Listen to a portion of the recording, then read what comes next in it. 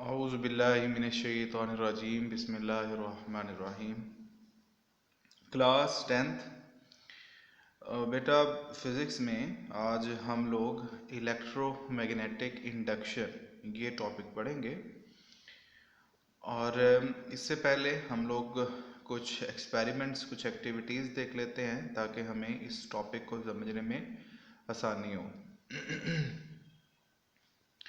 Hans Christian, Oersted and Ampere discovered that an electric current through a conductor produces a magnetic field around it। ठीक है। Crystal, Oersted and ampere, इन दोनों ने ये बात जो है वो अपने एक्सपेरिमेंट्स की मदद से बताई, हमने पीछे भी पढ़ी, कि जब भी किसी भी कंडक्टर के अंदर से हम लोग इलेक्ट्रिक करंट को पास करते हैं तो उस कंडक्टर के इर्द गिर्द मैग्नेटिक फील्ड जो है वो प्रोड्यूस हो जाता है। माइकल फैराडे ने कहा कि इसका रिवर्स भी पॉसिबल है, मतलब कि अगर किसी भी कंडक्टर के अंदर मैग्नेटिक फील्ड हो तो उसके बाहर जो है वो इलेक्ट्रिक फील्ड अराउंड जो है वो उसके हो सकता है।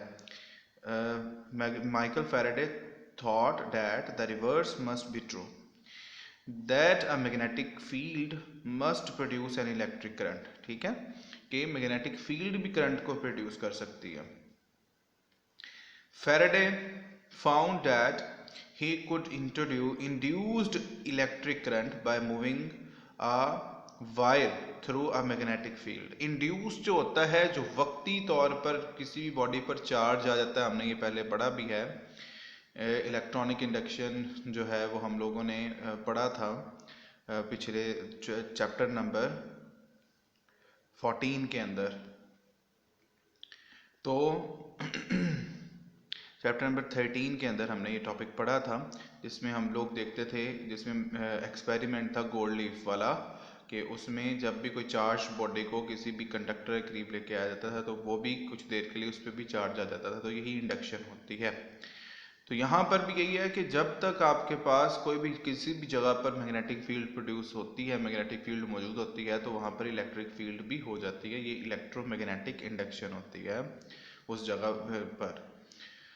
तो उसने क्या बताया, Faraday found that he could induce electric current by moving a wire through a magnetic field. In the same year Joseph Henry ने क्या बताया, उसने कहा कि अगर हम मैग्नेटिक फील्ड की डायरेक्शन वगैरह चेंज करते हैं या मीडियम को चेंज करते हैं तो क्या होता है कि उसमें इलेक्ट्रिक करंट के प्रोड्यूस होने के बारे में पता चल जाता है। Joseph Henry also showed that a changing magnetic field could produce electric current। Now we shall discuss Faraday's experiment for the production of EMF in the magnetic field।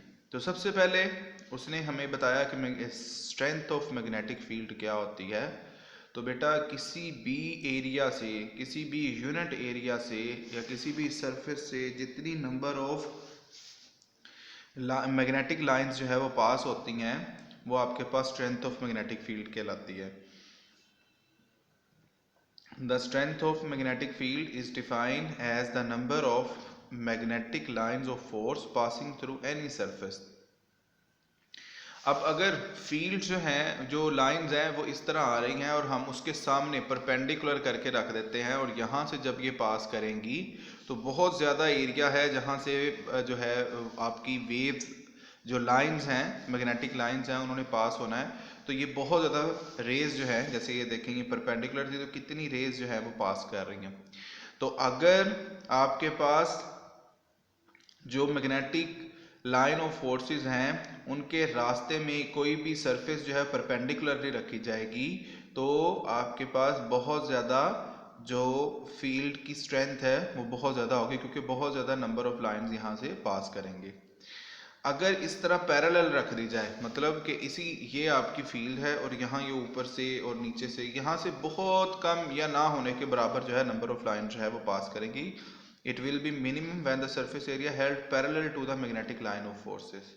ठीक है, ये हमारे पास तब आ गई जब हमने कोई भी एरिया है वो परपेंडिकुलर या पैरेलल रखा है। लेकिन अगर हम कोई कॉइल देख लेते हैं, किसी भी किस्म का कोई कॉइल है if we place a coil in the magnetic field of bar magnet के हम मैग्नेटिक फील्ड में कोई कॉइल रखते हैं तो कुछ रेज कुछ lines magnetic lines of force will pass through it, कुछ इसमें से पास कर जाएंगी।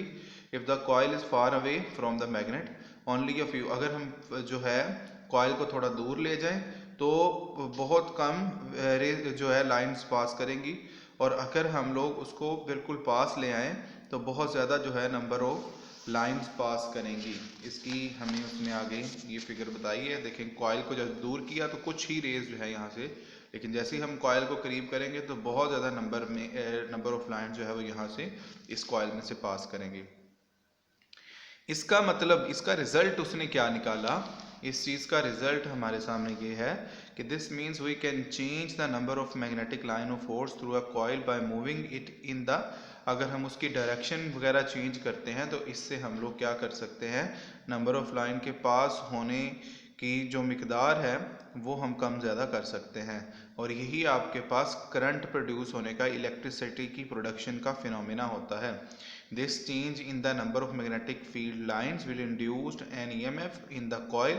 This is the basic principle for the production of electricity. ठीक है। इसके लिए यहाँ उसने एक और एक्सपेरिमेंट करके बताया है कि एक रेक्टेंगुलर हुप लिया और एक मैग्नेट लिया हुआ है, जिसमें से वो देखें यहाँ पर शो होता है कि जैसे वो इसके अंदर से जो है वो बार को मैग्नेट के अंदर ले जाता है तो क्या होता है कि यहाँ पर इंड्यूस्ड ईएमएफ प्रोड्यूस हो जाती है जो आपको फुल डिफ्लेक्शन शो कर रही है, और जैसे ही वो उसको बाहर निकालता है तो यहाँ पर वो बिल्कुल ज़ीरो पर आ जाती है। तो इलेक्ट्रोमैग्नेटिक इंडक्शन की डेफिनेशन क्या है, the process of generating an induced current in a circuit by changing the number of magnetic lines of force passing through it is called the electromagnetic induction। कि वो अमल या वो तरीक़ाकार जिसमें हम लोग इंड्यूस करंट प्रोड्यूस करते हैं किसी भी सर्किट में, कैसे करते हैं कि हम नंबर ऑफ मैग्नेटिक लाइंस को चेंज करते हैं जो कि उस वहाँ से गुजर रही होती हैं, पासिंग थ्रू इट, जो कि उस सर्किट में से गुजर रही होती हैं। इस फिनोमिना को, इस अमल को, इस प्रोसेस को हम इलेक्ट्रोमैग्नेटिक इंडक्शन कहते हैं। इसके बाद बच्चों आपके पास जो है वो फैराडेज, जो ये माइकल फैराडे जो था उसने आपके सामने ये सारे एक्सपेरिमेंट हमने देखे किए, और फिर फैराडे ने इससे क्या लॉ बनाया, फैराडेज लॉ यहाँ पर आया था 1831 के अंदर फैराडे ने ये लॉ दिया था, और इसके अकॉर्डिंग क्या था, the value of induced EMF in a circuit is directly proportional to the rate of change of number of magnetic lines of force through it. ठीक है, कि आपके पास किसी भी जगह पर जो इंड्यूस्ड ईएमएफ है उसकी मिकदार जो है वो डायरेक्टली प्रोपोर्शनल होती है change of number of magnetic field के, जितनी कम ज़्यादा होती चली जाएंगी। इसके लिए उसने ये एक्सपेरिमेंट आपको करके बताया है।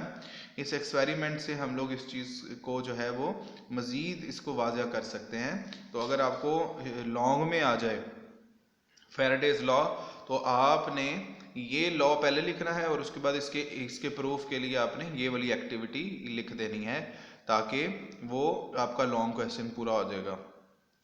बाकी अभी तक हमने जितना पढ़ा ये जो आपके पास इंडक्शन वगैरह थी तो ये सारे शॉर्ट क्वेश्चन थे। इसमें 2-3 शॉर्ट जो हैं वो मैंने आपको यहाँ पे बताए भी कि आपके पास फील्ड स्ट्रेंथ क्या होती है, मैग्नेटिक फील्ड स्ट्रेंथ, तो उसकी डेफिनेशन आप लोगों ने यहाँ पर देख लेनी है, और परपेंडिकुलर और पैरेलल रखने से उस पर क्या फ़र्क पड़ता है ये चीज़ हमने यहाँ पर देख लेनी है।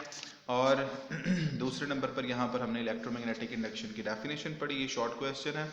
और तीसरे नंबर पर हमने फैराडेज लॉ पढ़ा, ये यहाँ पर शॉर्ट क्वेश्चन ही के तौर पर आता है, लेकिन अगर ये लॉन्ग के तौर पर आ जाए तो आपने इसके साथ ये एक्टिविटी एक्सप्लेनेशन में बतानी है।